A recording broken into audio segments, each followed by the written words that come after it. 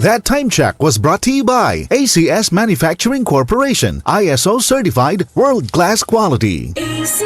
Santon Plus Coffee Mix. Ako si Teddy, isang estudyante. Favorite ko talaga ang Santon Plus Coffee Mix dahil walang pangangasim sa tiyan. Suwabe hanggang sa huling patak. Santon Plus Coffee Mix. Kape na, gamot pa. Mabibili sa mga butika. Goodbye to me, Masya. Hello, bright bar blue. Isang labanan yan.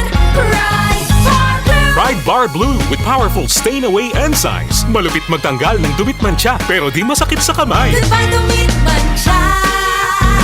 Hello, bright bar blue.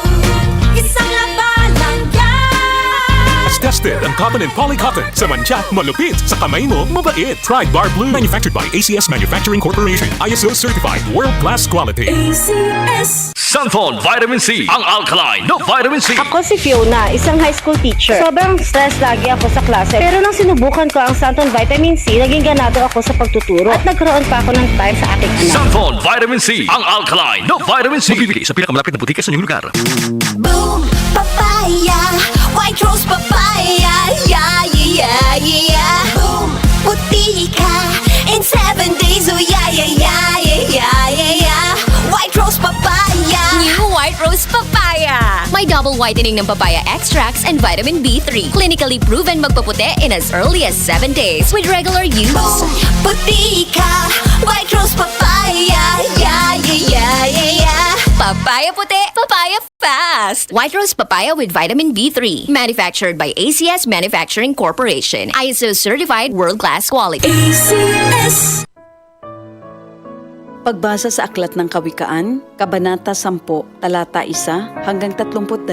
Ang mga kawikaan ni Solomon. Ang matalinong anak ay ligaya ng magulang, ngunit tinik sa dibdib ang anak na mangmang. Ang yamang buhat sa masama ay di papakinabangan, ngunit ang katuwiran ay maglalayo sa kamatayan. Ang matuwid ay binibigyan ni Yahweh ng kasiyahan, ngunit ang masamay kanyang ginugutom naman. Ang kamay na tamad ay tiyak na magdarahop, ngunit magbubunto ng yaman. Ang kamay na masinop. Ang nag-iimba kong tagaraw ay nagpapakilala ng katalinuhan, ngunit ang natutulog kong anihan ay nag-iipon ng kahihiyan. Ang matuwid ay mag-aani ng pagpapalat kabutihan, ngunit ang bibig ng masama ay nagtatakip ng karahasan. Ang alaala ng matuwid mananatili kailanman, ngunit pangalan ng masamay tiyak na mapaparam. Magandang payo ay tinatanggap ng pusong may pangunawa, ngunit kapahamakan ang wakas ng mangmang na masalita. Ang namumuhay ng tapat ay pinaghaharian ng kapayapaan, ngunit ang may likong landas ay malalantad balang araw. Ang malilikot na mata ay lagi sa kaguluhan, at ang bibig na maluwang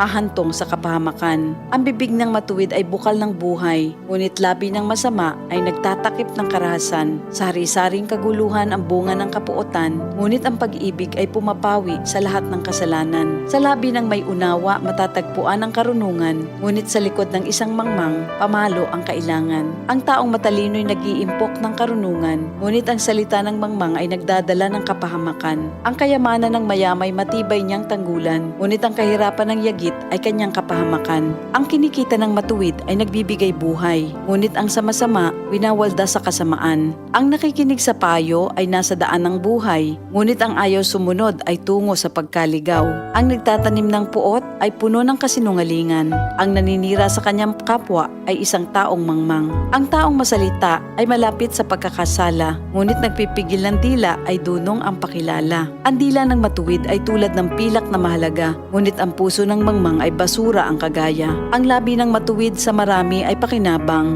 ngunit ang mangmang ay namamatay ng walang karunungan. Ang pagpapala ni Yahweh ay kayamanan na walang kasamang kabalisahan. Ang paggawa ng kasalanan ay kasiyahan ng masama, ngunit ang mabuting asal, kasiyahan ng may unawa. Ang kinatatakutan ng masama ay magaganap sa kanya, ngunit ang hangarin ng matuwid ay matatamo niya. Tinatangay ng hangin ang taong masama, ngunit ang matuwid ay gusaling di magiba. Kung paanong ang usok ay nakakaluha, ang suka ay nakakangilo, gayon ang tamad na alipin sa kanilang mga amo. Ang paggalang at pagsunod kay Yahweh ay nagpapahaba ng buhay, ngunit ang mga araw ng masama ay hindi magtatagal.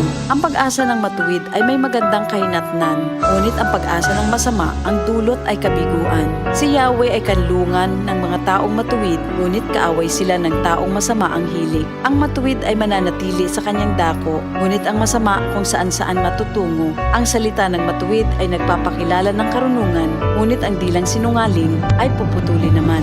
Ang salita ng matuwid ay palaging angkop, ngunit ang salita ng masama ay puro paninira. Ito ang salita ng Diyos. DCXL News, ang himpilan ng RMN.